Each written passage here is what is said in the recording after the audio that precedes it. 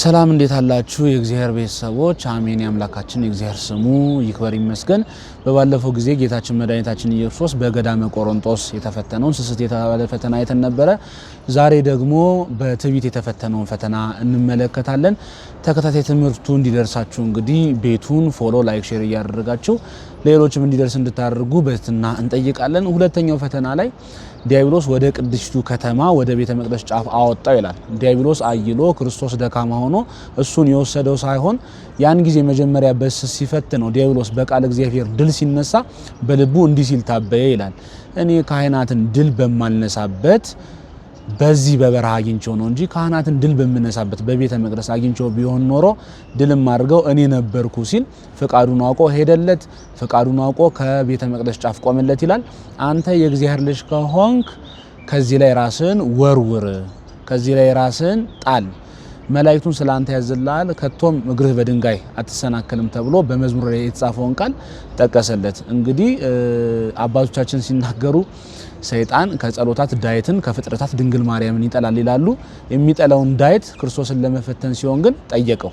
የእግዚአብሔር ልጅ ኮንክ የእግዚአብሔር ልጅ ኮንክ እያለ ጥያቄ የሚያቀርብለት እግዚአብሔር አብ አባቱ በደመና ሆኖ የምወደው ልጄ ይህ ነው ብሎ ስለመሰከረለት ነው። ጌታችን ግን በፍጹም ትህትና ልክ ራሱን መወርወር ሲችል ራሱን ከቤተ መቅደስ ጫፍ ወርውሮ ምንም ጉዳት እንዳይደርስበት ማድረግ ሲችል እንደ እግዚአብሔርነቱ እንደ ጌትነቱ እርሱ ግን በትህትና ከእግዚአብሔር ቃል ጠቅሶ ድል ነስቶታል። እኛም ዛሬ መናፍቃንን እኛም ዛሬ ሰይጣንን በእግዚአብሔር ቃል የእግዚአብሔርን ቃል ጋሻ አድርገን ቅዱስ ጳውሎስ እንደነገረን የእግዚአብሔርን ቃል ታጥቀን ድል እናደርገዋለን እንጂ በትዕቢት ፈጽሞ ድል ልናደርገው አንችልም። ጌታችን ምን ብሎ ነው የመለሰለት? እግዚአብሔር አምላክህን ደግሞ አትፈታተነው ተብሎ ተጽፏል። ሰይጣን በጥቅስ ያመጣውን ፈተና መድኃኔዓለም ኢየሱስ ክርስቶስ አምላካችንም እንግዲህ በኃይለ ቃል ከእግዚአብሔር ቃል ጠቅሶ ራሱ በነቢያት አድሮ ያጻፈውን ቃል እግዚአብሔር ጠቅሶ ድል አድርጎታል።